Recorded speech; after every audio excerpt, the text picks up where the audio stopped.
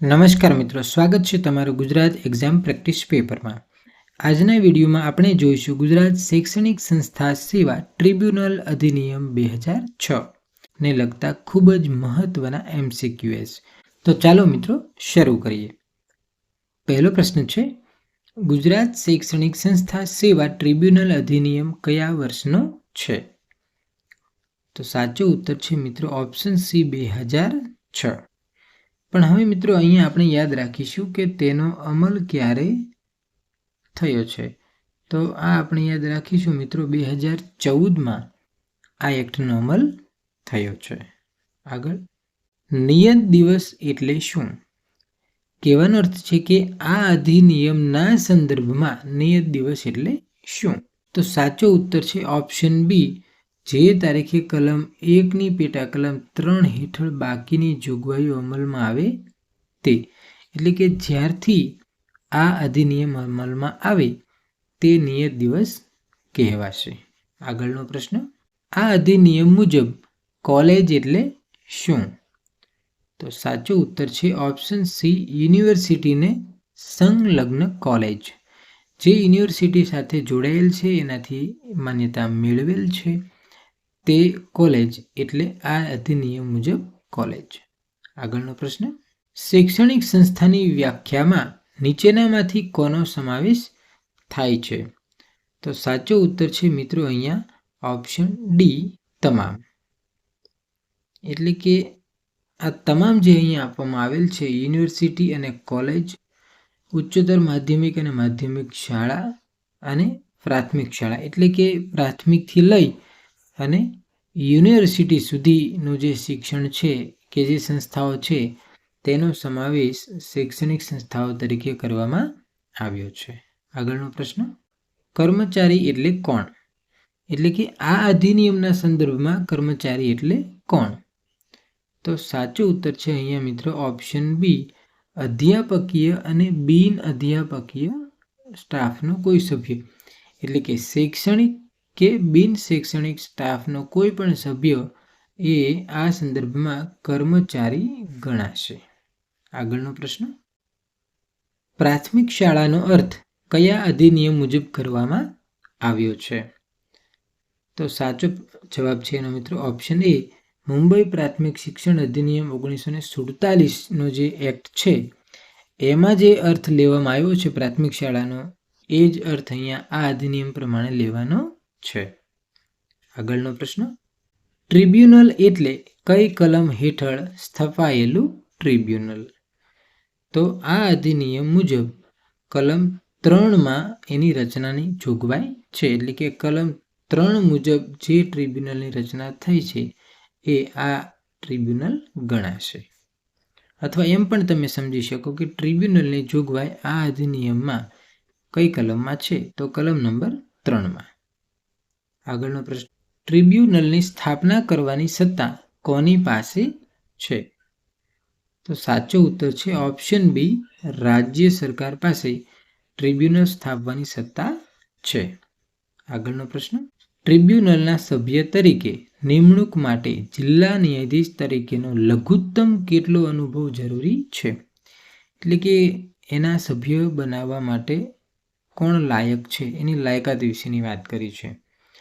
તો અહીંયા ખાસ તમારે ધ્યાનમાં લેવાનું છે કે જિલ્લાના ન્યાયાધીશ હોવા જોઈએ અને એમની મિનિમમ લાયકાત, લઘુત્તમ એટલે ઓછામાં ઓછો કેટલો અનુભવ જરૂરી છે? તો એના માટેનો સાચો ઉત્તર છે ઓપ્શન બી, 3 વર્ષ। જિલ્લા ન્યાયાધીશ તરીકે એમણે 3 વર્ષ ઓછામાં ઓછું કામ કરેલું હોય તો એ ટ્રિબ્યુનલના સભ્ય બનવાને લાયક ગણાશે।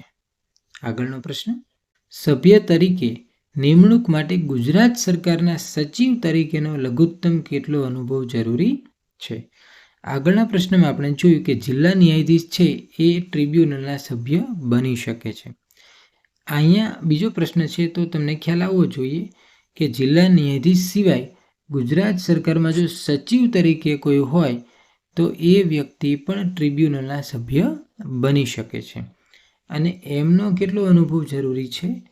તો એમનો અનુભવ પણ મિત્રો ઓપ્શન સી પ્રમાણે અહીંયા જોઈશું 3 વર્ષનો અનુભવ જરૂરી છે।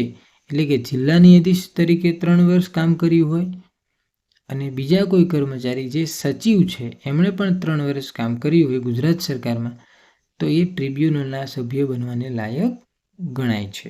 આગળનો પ્રશ્ન, ટ્રિબ્યુનલના પ્રમુખ કોણ બની શકે? હવે અલગ અલગ માની લો કે સભ્યો છે, એમાંથી પ્રમુખને કોને બનાવવાના રહેશે?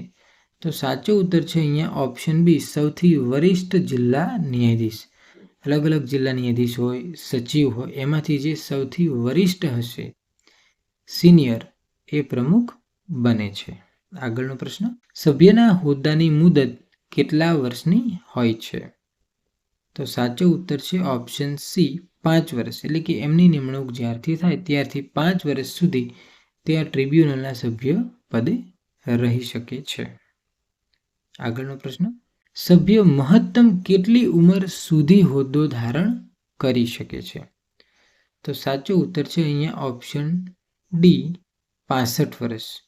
એટલે આગળના પ્રશ્નમાં આપણે જોયું કે એમની મુદત જે છે એ મિત્રો 5 વર્ષની હોય, પરંતુ એમાં આપણે ધ્યાન લેવાની છે ઉંમર, કે માની લો કે કોઈની ઉંમર 62 વર્ષ હોય તો એ વધુમાં વધુ 65 વર્ષના થાય ત્યાં સુધી સભ્ય રહી શકે. પછી જરૂરી નથી કે 5 વર્ષ એમના પૂરા થવા જોઈએ. બરાબર? એટલે આપણે યાદ રાખીશું કે સભ્યની મુદત 5 વર્ષની હોય, અને જો ઉંમરના સંદર્ભમાં પૂછે તો એમની ઉંમર 65 વધુમાં વધુ થાય ત્યાં સુધી હોદ્દો ધારણ કરી શકે છે. આગળનો પ્રશ્ન, સભ્ય રાજીનામું કોને સંબોધીને આપી શકે છે? તો સાચો ઉત્તર છે મિત્રો ઓપ્શન સી, રાજ્ય સરકારને એ પોતાનું રાજીનામું આપે છે. આગળનો પ્રશ્ન, માંદગીને કારણે સભ્યની ગેરહાજરીમાં રાજ્ય સરકાર કેટલા સમય માટે અન્ય નિમણૂક કરી શકે છે? હવે કોઈ સભ્ય જે છે એ બીમાર પડે છે, અશક્ત થઈ જાય છે, તો એ જગ્યા એ સમય પૂરતી ખાલી પડે છે, ત્યારે રાજ્ય સરકાર છે એના બદલે કોઈ સભ્યની નિમણૂક કરે છે, પણ કેટલા સમય સુધી? તો એના માટેનો સાચો ઉત્તર છે ઓપ્શન બી, વધુમાં વધુ 6 મહિના સુધી એ જગ્યા ભરવામાં આવે છે. આગળનો પ્રશ્ન, સભ્યને દૂર કરતા પહેલા કઈ તક આપવી અનિવાર્ય છે? તો સાચો ઉત્તર છે અહીંયા ઓપ્શન બી, સુનાવણીની વાજબી તક. એટલે ટ્રિબ્યુનલના કોઈ સભ્ય હોય અને એમને દૂર કરવાના થતા હોય તો એમને દૂર કરતા પહેલાં એમની વાત સાંભળવાની જરૂર હોય છે. એટલે કે એમને તક આપવાની હોય છે જે પોતાના કારણમાં કંઈક રજૂઆત કરી શકે. આગળનો પ્રશ્ન, કર્મચારી હુકમની તારીખથી કેટલા દિવસમાં અપીલ કરી શકે છે? હવે આ પ્રશ્નને સમજો. પહેલાં હુકમની તારીખ એટલે શું? તો કોઈ કર્મચારીની વિરુદ્ધમાં માની લો કે કોઈ હુકમ ઇસ્યુ થયો છે, કે કોઈને કોઈ ભૂલમાં છે કોઈ કર્મચારી, તો એ કર્મચારી નાખુશ છે, એ હુકમથી નાખુશ છે, ત્યારે એ પોતાની ફરિયાદ કેટલા દિવસમાં કરી શકે? તો એના માટેનો સાચો જવાબ છે મિત્રો ઓપ્શન સી, 60 દિવસમાં. એટલે જ્યારથી એમને માની લો કે પદ પરથી દૂર કરવામાં આવ્યા, આવો હુકમ થયો કે એમને બરતરફ કરવામાં આવે છે, આવો હુકમ થાય ત્યારે એ 60 દિવસની અંદર એમણે આ ટ્રિબ્યુનલમાં અપીલ કરી દેવી જોઈએ. આગળનો પ્રશ્ન, પૂરતું કારણ હોય તો ટ્રિબ્યુનલ કેટલા દિવસ સુધીની અપીલ સ્વીકારી શકે છે? હવે માની લો કે એવું બને કે કોઈ કર્મચારી છે એ 60 દિવસમાં અપીલ કરી શકતા નથી, એટલે કે પોતાને માની લો કે સસ્પેન્ડ કર્યા કે કોઈ પણ કારણ છે અને નાખુશ છે, પણ 60 દિવસ સુધીમાં એ અપીલ કરી શકતા નથી અને એમની પાસે પૂરતું કારણ છે, તો કેટલા દિવસ સુધીમાં ફરીવાર એ અપીલ કરી શકે અથવા તો ટ્રિબ્યુનલ એ અપીલ સ્વીકારી શકે? તો એનો સાચો ઉત્તર છે ઓપ્શન બી, 90 દિવસ. સમજાય છે મિત્રો? એટલે 60 દિવસ પ્લસ એ 90 દિવસ સુધીમાં પણ અપીલ કરી શકે છે, જો એની પાસે યોગ્ય કારણ હોય તો. આગળનો પ્રશ્ન, ટ્રિબ્યુનલ પોતાના નિર્ણયનું પુનર્વિલોકન એટલે કે રિવ્યૂ કઈ કલમ હેઠળ કરી શકે છે? તો સાચો ઉત્તર છે મિત્રો ઓપ્શન સી, કલમ નંબર 13. એટલે કે ટ્રિબ્યુનલ કોઈ હુકમ અગાઉ થઈ ગયેલા છે અને એનો રિવ્યૂ કરવું છે, ફરીવાર એનું અવલોકન કરવું છે કે આમાં કંઈ ભૂલ છે, સુધારાની જરૂર છે કે કેમ. તો એ કલમ 13માં એવી જોગવાઈ છે કે ફરીવાર એનું પુનર્વિલોકન એટલે કે રિવ્યૂ કરી શકે છે. આગળનો પ્રશ્ન, પુનર્વિલોકન અરજી કેટલા દિવસમાં કરવાની હોય છે? હવે માની લો કે ટ્રિબ્યુનલ દ્વારા હુકમ થઈ ગયો કે કોઈ અધિકારીએ કોઈ હુકમ કર્યો, તો કર્મચારી આ અરજીને ફરીવાર રિવ્યૂમાં કેટલા દિવસમાં આપી શકે? તો એનો પણ જવાબ છે મિત્રો ઓપ્શન બી, 60 દિવસમાં એ કર્મચારીએ પુનર્વિલોકન અરજી કરવાની હોય છે. આગળનો પ્રશ્ન, નિર્ણયના કેટલા વર્ષ પછી પુનર્વિલોકન થઈ શકતું નથી? હવે માની લો કે ટ્રિબ્યુનલે કોઈ નિર્ણય આપી દીધો, કોઈ કર્મચારીના સંદર્ભમાં કોઈ નિર્ણય આપી દેવામાં આવ્યો છે, બરાબર છે. તો એ નિર્ણયને પડકારવા માટે કર્મચારી છે પુનર્વિલોકન માટે કેટલા સમય સુધીમાં જવું જોઈએ? તો અગાઉ આપણે જોયું કે 60 દિવસમાં એણે અરજી કરવાની હોય પુનઃ વિચાર માટે, બરાબર છે. પણ વધુમાં વધુ કેટલા સમય સુધીમાં જઈ શકે? તો એનો ઉત્તર છે મિત્રો ઓપ્શન સી, 2 વર્ષ. 2 વર્ષ સુધીમાં જઈ શકે. 2 વર્ષ પછી આવું પુનર્વિલોકન થઈ શકતું નથી મિત્રો, બરાબર છે. પછી પુનર્વિલોકન ન થઈ શકે, બરાબર. એટલે કે 2 વર્ષની અંદરના સમયગાળામાં ટ્રિબ્યુનલ છે તમારા ઉપર વિચાર કરી શકે છે કે જે હુકમ થયો છે યોગ્ય છે કે અયોગ્ય. આગળનો પ્રશ્ન, આ ટ્રિબ્યુનલને કયા અધિનિયમ હેઠળની દીવાની કોર્ટની સત્તાઓ છે? તો સાચો ઉત્તર છે ઓપ્શન બી, દીવાની કાર્યરીતિ અધિનિયમ 1908. એટલે કે દીવાની કાર્યરીતિ અધિનિયમ 1908 જે છે એ અધિનિયમ હેઠળ આ ટ્રિબ્યુનલને એવી જ સત્તાઓ એટલે કે દીવાની કોર્ટની સત્તાઓ મળેલી છે. હવે આ અધિનિયમની વાત કરીએ, ટ્રિબ્યુનલ એક્ટ 2006ની વાત કરીએ, તો એની કલમ છે મિત્રો કલમ નંબર 14, જેમાં આવી સત્તા એને મળેલી છે. આ યાદ રાખીશું આપણે, કલમ નંબર 14 હેઠળ ટ્રિબ્યુનલને દીવાની કોર્ટની સત્તાઓ મળેલી છે.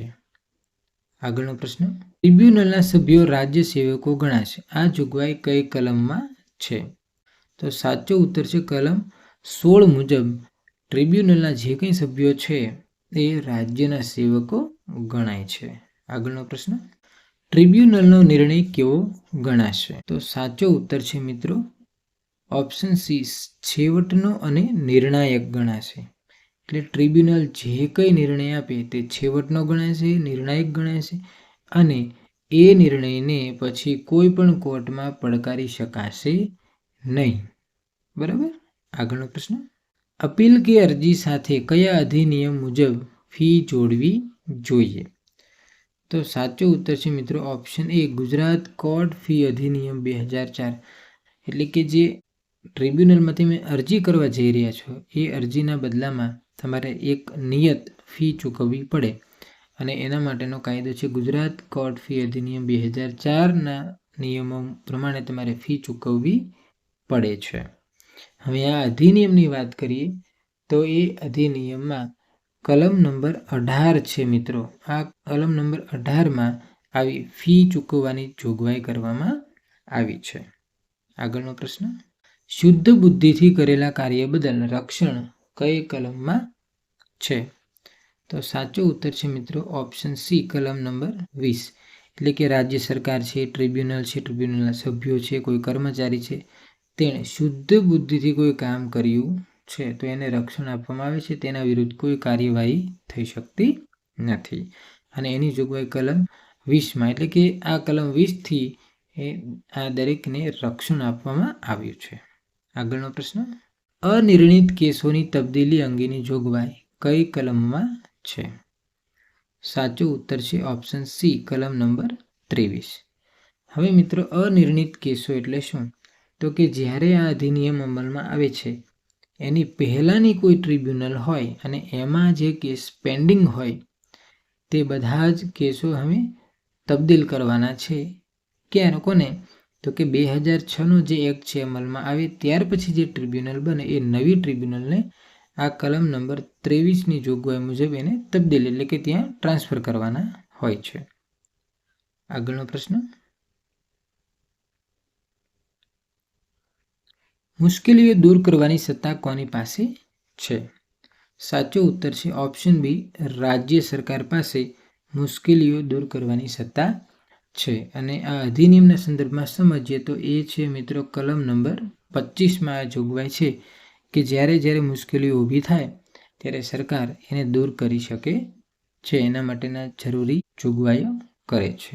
આગળનો પ્રશ્ન, મુશ્કેલી દૂર કરવાનો હુકમ અધિનિયમ પ્રસિદ્ધ થયાના કેટલા સમય સુધીમાં કરી શકાય? તો એના માટેનો સાચો ઉત્તર છે ઓપ્શન બી, 2 વર્ષ.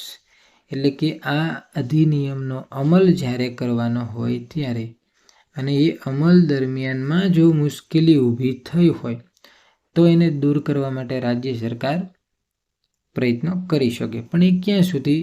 2 વર્ષ સુધી જ. અધિનિયમ પ્રસિદ્ધ થાય પછી 2 વર્ષ સુધીમાં જ પછી રાજ્ય સરકાર એમાં કંઈ કરી શકે નહીં. માત્ર અધિનિયમ પ્રમાણે જ જે તે બાબતનો ઉકેલ આવતો હોય છે. આગળનો પ્રશ્ન, ટ્રિબ્યુનલના રેકર્ડ તપાસવાની ફી કોણ નક્કી કરે છે? માની લો કે તમારે ટ્રિબ્યુનલના રેકર્ડ તપાસવા છે તો નિયત ફી આપવી પડે કલમ નંબર 18 મુજબ, જે આપણે અગાઉ વાત થઈ. કલમ નંબર 18 મુજબ તમારે ફી આપવી પડે, પછી તમે એના રેકોર્ડ તપાસી શકો, નકલ પણ મેળવી શકો. પણ આ ફી નક્કી કોણ કરે છે? તો સાચો ઉત્તર છે ઓપ્શન બી, રાજ્ય સરકાર આ ફી નક્કી કરે છે. આગળનો પ્રશ્ન, કાયદાના અર્થઘટનનો પ્રશ્ન હોય ત્યારે કોને નોટિસ અપાય છે? તો સાચો ઉત્તર છે ઓપ્શન બી, રાજ્ય સરકાર. સ્વાભાવિક છે કે કાયદાનું ઘડતર રાજ્ય સરકાર દ્વારા થયું હોય છે, એના દ્વારા જ કાયદા બનાવવામાં આવ્યા હોય છે. તો જ્યારે અર્થઘટનનો પ્રશ્ન ઊભો થાય ત્યારે રાજ્ય સરકારને આ બાબતની જાણ કરવામાં આવે છે. આગળનો પ્રશ્ન, ટ્રિબ્યુનલ સમક્ષની કાર્યવાહી કઈ ગણાય છે? તો સાચો ઉત્તર છે ઓપ્શન બી, ન્યાયિક કાર્યવાહી. હવે આ અધિનિયમની કલમ જે છે મિત્રો 15 આપેલી છે અને આ 15 મુજબ આ અધિનિયમ એટલે કે ટ્રિબ્યુનલ દ્વારા જે કંઈ નિર્ણય થશે એ કયો ગણાશે? ન્યાયિક ગણાશે. એની જોગવાઈ છે 15માં. એટલે કે એ જે નિર્ણય લે એ કોર્ટની કાર્યવાહી છે એમ જ માનવાનું રહેશે. આગળનો પ્રશ્ન, ટ્રિબ્યુનલના મુખ્ય મથક અને સભ્ય સંખ્યા નક્કી કરવાની સત્તા કોની છે? તો સાચો ઉત્તર છે રાજ્ય સરકાર. રાજ્ય સરકાર એનો મુખ્ય મથક ક્યાં રહેશે, સભ્યો કેટલા રહેશે ટ્રિબ્યુનલમાં, એ બધું જ નક્કી કરે છે. આગળનો પ્રશ્ન, આ અધિનિયમથી કયા કાયદામાં સુધારો થયો છે? તો સાચો ઉત્તર છે મિત્રો ઓપ્શન ડી, ઉપરના તમામ. એટલે કે ગુજરાત માધ્યમિક શિક્ષણ અધિનિયમ, ગુજરાત યુનિવર્સિટી અધિનિયમ અને સૌરાષ્ટ્ર યુનિવર્સિટી અધિનિયમ, આ ત્રણેયમાં આ કાયદાથી સુધારો થયો છે. આગળનો પ્રશ્ન, ટ્રિબ્યુનલ સમક્ષ વકીલ હાજર રહી શકે ખરા? તો સાચો ઉત્તર છે અહીંયા ઓપ્શન એ, હા, હાજર રહી શકે. આગળનો પ્રશ્ન, આ અધિનિયમ હેઠળ નિયમો કોણ બનાવી શકે? તો સ્વાભાવિક છે કે અધિનિયમ જ જો રાજ્ય સરકારે બનાવ્યો હોય તો નિયમો પણ કોણ બનાવશે? રાજ્ય સરકાર. એટલે સાચો ઉત્તર આવશે ઓપ્શન બી, રાજ્ય સરકાર. ઓકે મિત્રો, થેન્ક યુ. આવી જ શિક્ષણની વિવિધ પરીક્ષાઓ માટે આ ચેનલને લાઈક કરો, શેર કરો અને સબસ્ક્રાઈબ કરો. Thank you.